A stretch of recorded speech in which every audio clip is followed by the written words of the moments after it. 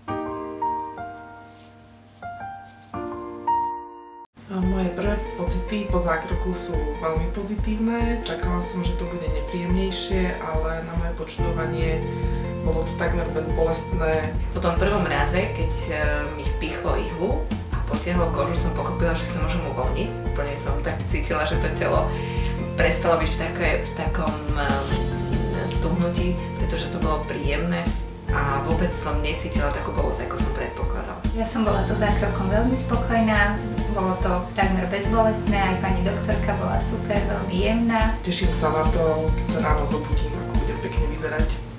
Teším sa na výsledok. Určite to odporúčam každej dáme aj každému pánovi.